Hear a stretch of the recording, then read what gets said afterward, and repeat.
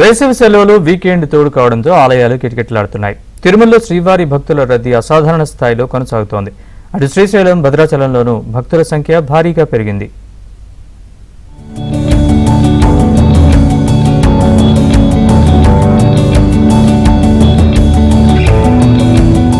వేసవి సెలవులు వీకెండ్ తోడు కావడంతో దేశం నలుమూలల నుంచి భక్తులు తిరుమలకు పోటెత్తారు. దీంతో కొండపై ఎటు చూసినా భక్తుల జనసందోహమై కనిపిస్తోంది.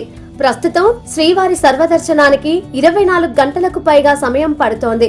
ప్రస్తుతం తిరుమలలోని వైకుంఠం క్యూ కాంప్లెక్స్ లు, నారాయణగిరి ఉద్యానవన షెడ్లు పూర్తిగా నిండిపోయాయి.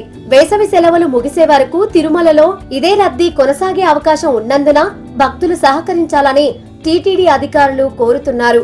ఇక సామాన్యులకు తిరుమల దర్శనం కల్పించడంలో టీటీడీ రికార్డు సృష్టించింది. సాధారణంగా శుక్రవారాల్లో స్వామివారికి పూజా కైంకర్యాల వల్ల దర్శన సమయం తక్కువగా ఉంటుంది. అయినా ఈ నెల 22న తొలిసారిగా 94,758 మంది దర్శించుకున్నారు. తెల్లవారుజామున శ్రీవారి అభిషేక సేవ సమయంలోనూ సర్వదర్శనం క్యూ లైన్ ను కొనసాగించడంతో అదనంగా 5,850 మంది దర్శించుకోగలిగారు. మొత్తంగా ఆ రోజు సర్వదర్శనానికి 17 గంటలకు పైగా సమయం కేటాయించారు. ఇంటిగ్రేటెడ్ కమాండ్ కంట్రోల్ సెంటర్ సాంకేతికతతో భక్తుల రద్దీని టీటీడీ పర్యవేక్షిస్తోంది. నడక మార్గాలు, వాహనాల ద్వారా వస్తున్న వారిని, కంపార్ట్మెంట్లలోకి ప్రవేశిస్తున్న వారి సంఖ్యను నిరంతరం ఐసీసీతో అంచనా వేస్తోంది. ఈ నెలలో ఒక్క రోజులో స్వామివారిని దర్శించుకున్న భక్తుల సంఖ్య 90,000 దాటడం ఇది 4వసారి.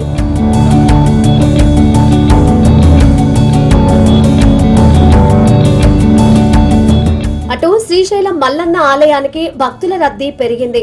ఆదివారం వేసవి సెలవులు కావడంతో దర్శనానికి భక్తులు అధిక సంఖ్యలో తరలి వస్తున్నారు. మల్లికార్జున స్వామివారి దర్శనానికి సుమారు 3 గంటల సమయం పడుతోంది. వేకువజాము నుంచే ఆలయ క్యూ లైన్లు భక్తులతో నిండిపోయాయి. భక్తుల రద్దీ కారణంగా స్వామి, అమ్మవార్ల సామూహిక ఆర్జిత అభిషేకాలు, కుంకుమార్చన పూజలు ఆలయ అధికారులు తాత్కాలికంగా రద్దు చేశారు. అలంకార దర్శనానికి మాత్రమే అనుమతిస్తున్నారు. విడతల వారీగా స్వామివారి స్పర్శ దర్శనానికి అవకాశం కల్పిస్తున్నారు. క్యూ లైన్లలో ఉన్న భక్తులకు ఎప్పటికప్పుడు అల్పాహారం, పాలు, బిస్కెట్స్, మంచినీరు అందిస్తున్నామని ఆలయ అధికారులు తెలిపారు.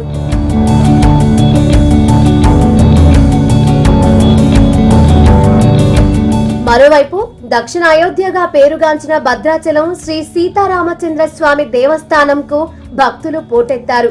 తెల్లవారుజాము నుంచే స్వామివారి దర్శనం కోసం భారీ సంఖ్యలో భక్తులు తరలి వచ్చారు. ఆలయంలోని అన్ని క్యూ లైన్లు భక్తులతో కిక్కిరిసిపోయాయి. దర్శనానికి 3 నుంచి 4 గంటల సమయం పడుతోంది.